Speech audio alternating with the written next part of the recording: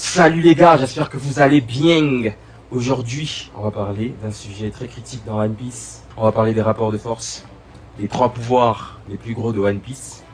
On va parler de pourquoi la marine n'a pas besoin de pirates, comme j'ai pu entendre sur les réseaux.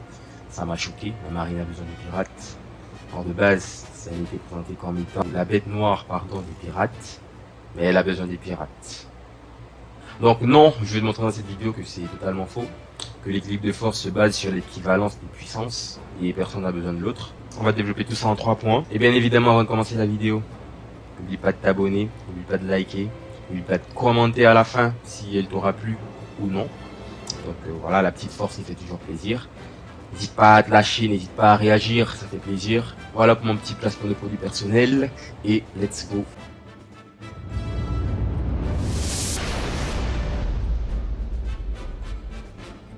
Du coup, dans One Piece, 3 pouvoirs nous ont été présentés par Garp à Water 7, à savoir le GM, les 7 grands corsaires et les Yonko. Mais à savoir que le GM et les 7 grands corsaires sont alliés, donc ensemble en tout ils forment une force. Et à côté on a les Yonko qui forment une autre force, donc ça fait 2 camps, corsaires et GM face aux Yonko. Ce qui est à préciser, c'est que les Yonko ne sont en aucun cas alliés. Donc quand Garp parle des Yonko, bien sûr il ne va pas les citer un à un. Il parle des Yonko, il les met tous au même rang, ouais, on les met tous dans la même case. Mais on sait qu'ils ne sont pas alliés, on sait qu'ils ne se battent jamais ensemble, ils agissent individuellement. Donc quand on parle de contenir les Yonko, c'est les Yonko individuellement. Ok, si c'était allié, on aurait pu dire que la marine et les 7 grands corsaires peuvent contenir tous les 4 Yonko. Mais on sait qu'ils ne sont pas alliés, jamais de la vie ils se déplacent ensemble. Et même quand on a le rapprochement entre 2 Yonko, ça fait paniquer la marine, mais ça je développe ça un peu plus tard. Donc, quand Garp dit contenir les Yonko, c'est individuellement, Yonko par Yonko. Ensuite, bien avant dans le manga, on avait déjà eu à assister à une réunion du Gorosei qui parlait évidemment de la rencontre entre Shanks et Barbe Blanche. Ils avaient été prévenus qu'il y ait eu un messager sur le bateau de Barbe Blanche pour voilà, une fameuse rencontre entre Shanks et Barbe Blanche.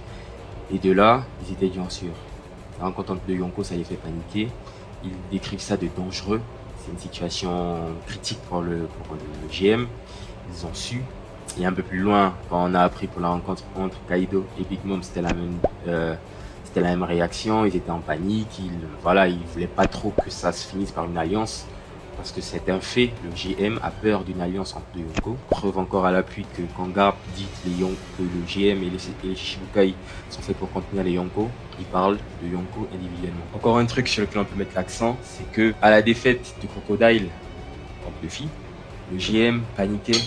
C'était pour eux l'urgence, c'était de remplacer Crocodile plus que Shichibukai parce qu'il leur faut cette force pour justement préserver cet équilibre, pour préserver la force de frappe qu'ils ont en global dans le gouvernement mondial. Ils évoquent aussi le fait que si l'équilibre entre les 3 grands pouvoirs est rompu, le monde serait fragilisé. Pourquoi ?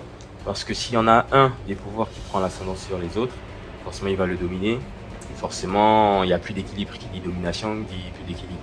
L'équilibre, c'est que tu as des forces de frappe qui sont équivalentes. S'il y a une guerre qui commence, tu sais pas à l'avance qui va gagner. C'est pas comme un combat Kaido contre Luffy Wano par exemple. Tu savais d'avance que Kaido allait chier sur Luffy. C'était mis en œuvre pour qu'il n'y ait pas un pouvoir qui prenne l'ascendant sur l'autre. Et justement, le GM fait tout pour que, du côté de leur force à eux, ils ne soient pas en déficit. De telle sorte qu'ils soient vulnérables face à un Yonko. Donc pour moi, c'est ça l'équilibre. C'est que tu as 3 grands pouvoirs. D'un côté, 2 qui sont utilisés pour contrer les Yonko et bien sûr leur flotte. Et forcément, les 2 pouvoirs sont équivalents, sinon on ne parle pas d'équilibre. Qui dit équilibre dit équivalence. Qui dit équivalence dit forces égales. Et qui dit forces égales dit je ne sais pas qui gagne si une bataille éclate. Si deux Yonko venaient à rentrer en contact et à s'allier, ça romprait l'équilibre. Ça ferait une force de frappe beaucoup trop grande. Et le GM, forcément, on comprend leurs craintes. Si deux Yonko s'allient et décident de régner sur le monde, ils vont régner sur le monde. Que l'équilibre en sera fragilisé. Forcément, voilà, ils sont au-dessus de tout.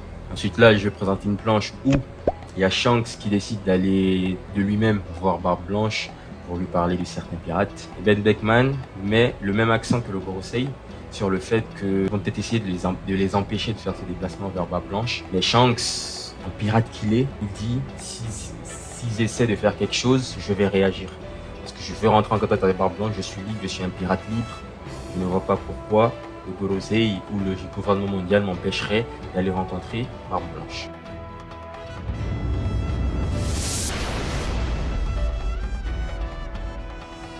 Le gouvernement a besoin des pirates. Non. Le truc c'est que le gouvernement n'a pas besoin des pirates. Ils ont peur que les pirates deviennent beaucoup trop puissants. Parce que regardez un truc simple. Dans tous les villages, ou je sais pas, peu importe, dans le monde, tout ce qui n'est pas un équipage Yonko peut être attaqué, peut être arrêté. Le gouvernement n'hésite pas à envoyer des forces et tout pour arrêter les pirates tant qu'ils ne sont pas Yonko. Genre, ils peuvent arrêter tous les pirates, ils peuvent agir, décider d'agir et de vouloir arrêter n'importe quel pirate qu'ils veulent, sauf 4. Et bien sûr, leur territoire et leur flotte qui existent dans le monde, sauf 4 pirates. Pourquoi? Parce qu'ils n'ont pas la force de frappe nécessaire pour annihiler directement ces 4 pirates individuellement, bien sûr. Parce qu'encore une fois, ils ne sont pas alliés, donc tu peux les attaquer un à un.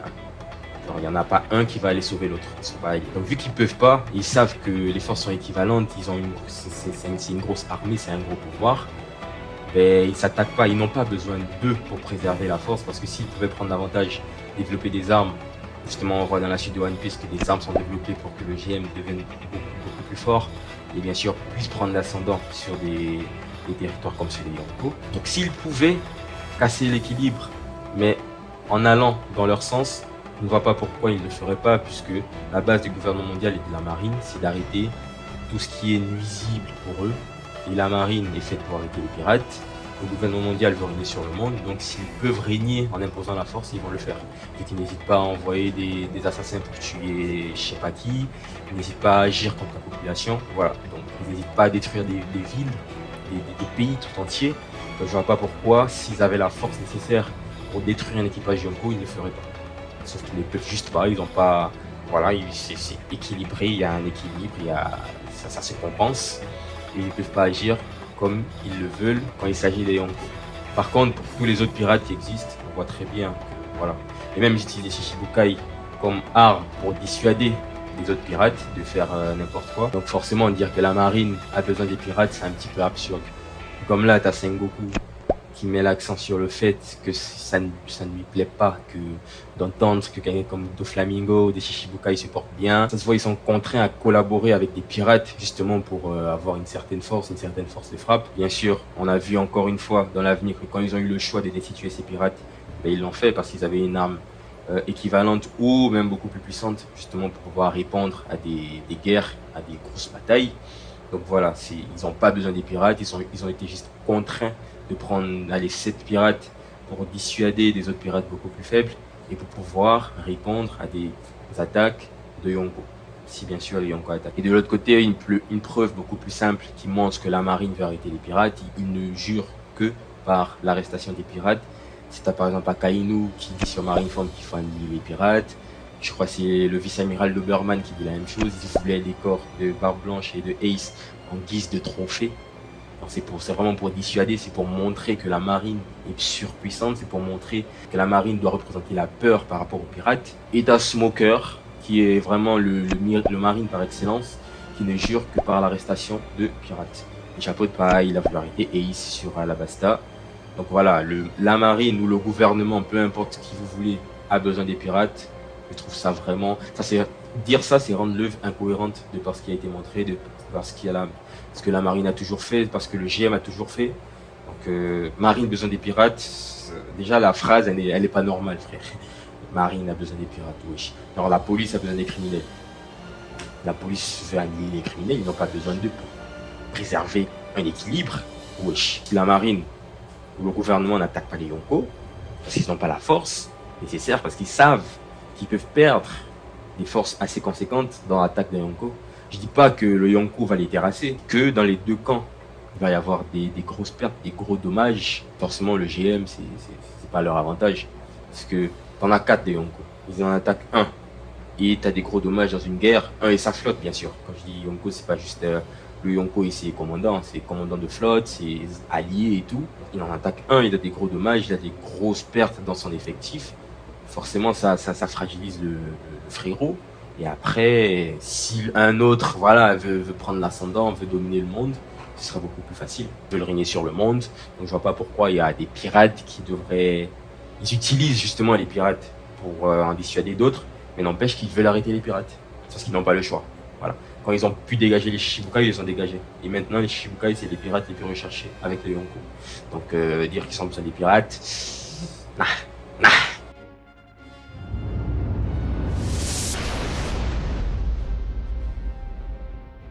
Ensuite, on va ouvrir une petite parenthèse sur l'arc Marineford. Parce que, je sais pas, tu sais, j'ai un HTO, je me dis, ouais, en parlant de ça, en parlant de bataille, machin, guerre équivalente, il y en a, ils vont te parler de Marineford. Mais les frères, regardez à Marineford, que ce soit du côté de la marine ou du côté du clan de Barbe Blanche, ça a été, il y a eu des grosses pertes. Tu as eu des grosses pertes dans la marine, tu as eu des grosses pertes chez Barbe Blanche. C'est comme ça. Et après, forcément, que vous le voyez ou non, ce qui a été montré, c'est que la marine a eu des gains scénaristiques.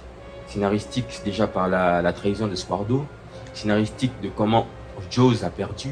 Jaws qui est, pour moi, après Barbe Blanche, le troisième plus fort de l'équipage. Pour moi, Jaws plus fort que Ace. Perdre Jaws c'est un gain scénaristique. Il est choqué de ce qui arrive à Marco, il se retourne, il détourne son attention totalement du combat. Il regarde même plus Aokiji. Donc encore heureux qu'Aokiji puisse le geler. Sinon là aussi on aurait un petit peu lutté sur le niveau des amiraux, s'il n'aurait pas pu faire ce genre de move. Mais n'empêche que vous le vouliez ou non, que vous pleuriez ou non, la marine a eu des avantages dans ce combat par des gains scénaristiques, c'est le scénario. Et même si on continue comme ça, au moment où Ace est sauvé, si Ace écoute Barbe Blanche, si Ace n'en fait pas qu'à sa tête en écoutant Akainu dire ce qu'il a dit sur Barbe Blanche, tout le monde s'en va, comme ce qui était justement le dernier ordre de Barbe Blanche. Et je ne crois pas qu'il y aurait eu d'autres pertes dans le camp de Barbe Blanche, sincèrement, parce qu'on a très bien vu que personne de la marine n'a réussi à achever Barbe Blanche. Ok, il était mal en point, mais le boug il s'est pris je sais pas combien de coups de canon, je sais pas combien de coups d'épée. En plus, il a pris un gros coup d'Akainu, même si après... Voilà, je vais passer les détails. Mais voilà, le mec, il a pris beaucoup de dégâts. Et forcément, il aurait pu faire en sorte que son équipage puisse fuir en ralentissant la marine. Voilà, et ça fait ce qu'il a fait. Il a un fruit inférieur à celui d'Akainu et forcément, le mec, il se fait brûler jusqu'aux intestins. Peut-être qu'avec un haki déjà introduit dans le, ça se serait peut-être passé différemment. Ace a le même niveau qu'Akainu. Pour moi, Ace est plus faible qu'Akainu. C'est un fait, il est même plus faible qu'Aokiji. Et c'est vraiment un troisième commandant. Pour moi, c'est, voilà. Il n'avait pas encore la force d'un Jaws, la force de Marco. Mais n'empêche qu'il a été tué parce qu'il a été bête. Donc c'est que du scénario. L'arc Marineford, déjà Marineford, l'arc de la marine. Encore heureux que c'est la marine qui ait plus de victoires. Vous voyez ce que je veux dire, même si, voilà, c'est pas des victoires qui confirment un niveau aux amiraux. Quand Jaws se retourne et Aokiji le gèle par surprise, bien évidemment, parce que je suis de dos, tu me gèles, ça ne confirme pas que tu es plus fort que moi, bien évidemment. C'est un 1v1 qui confirme un niveau de puissance. On ne dit pas que les amiraux n'auraient pas dû le faire ou quoi, c'est une guerre, voilà, tous les coups sont permis dans la guerre, mais ça ne confirme pas un niveau à Aokiji quand il le fait. Ou ça ne confirme pas un niveau à Kizaru quand il fait menotter Marco et qu'il le tire dans le dos, ça vraiment... aucun niveau confirmé. Je vais pas parler des sources externes ou quoi, je vais parler vraiment que du manga. Et même qu'en parlant du manga, les amiraux n'ont jamais confirmé un niveau supérieur aux deux premiers commandants d'un Yonko.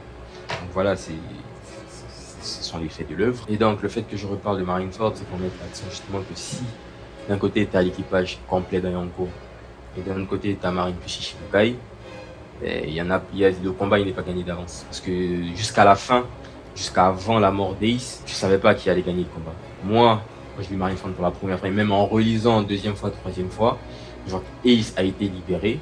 Franchement, je me dis, le combat, vraiment, là, c'est t'as deux forces, tu sais pas qui va gagner. Mais après, voilà, il s'est passé ce qui s'est passé. La marine n'a pas chié sur les pirates. Non, c'est des gains scénaristiques, c'est le scénario, c'est Oda a décidé de faire ça comme ça, il a fait ça comme ça. Mais en termes de puissance globale et en mode des 1v1, parce que encore une fois, ce qui prouve un niveau de puissance, c'est une bagarre sans coup en traite, c'est vraiment un 1v1 où c'est un King Zoro, c'est un Queen Sanji, c'est ça qui prouve un niveau de puissance. Mais la marine n'a jamais rien confirmé, il n'y a jamais rien eu. C'est pas... Il y en a, ils montrent des affiches en mode Akainu, il était devant tous les commandants de Barbe Blanche, et alors il y a Sabo qui a été devant Fujitora, un vice-amiral et des marines, et on ne dit pas que Sabo prend toute la marine, donc doser les frères. Donc voilà, pour terminer tout ça, le gouvernement mondial préserve ses forces. On parle d'un équilibre des forces, c'est-à-dire d'un côté tu as les Yonko qui ne sont pas alliés, donc forcément tu les prends individuellement. Et de l'autre côté, tu as le GM qui s'allie au Shichibukai pour contenir les Yonko, un à un bien sûr. Sinon Marineford n'a pas de sens. Le GM se chie dessus quand deux Yonko rentrent en contact. On a eu leur réaction pour Shanks et Barbe Blanche. On a eu leur réaction pour Kaido et Big Mom. Ils sont littéralement en sueur. Donc voilà. Ça prouve encore une fois que c'est impossible que la marine ou que Garp, à ce moment, il parle des 4 pirates réunis, que le GM et les Shichibukai peuvent contenir. Donc c'est forcément individuellement. Et le GM n'a pas besoin des pirates. Donc voilà, c'était tout pour cette vidéo. N'hésite pas à lâcher ton petit like, lâcher ton petit commentaire, lâcher ton petit abonnement, pourquoi pas, si ça t'a plu, pour récompenser mon petit travail de recherche, mon petit travail d'analyse sur le One Piece. J'espère dans cette vidéo t'avoir éclairé un petit peu sur ce que sont les rapports de force dans One Piece. La marine n'est pas égale à 4 équipages du Yonko, non frérot, nah. Sur ce, je te dis à bientôt pour une nouvelle vidéo et reste à l'affût. Bien vu.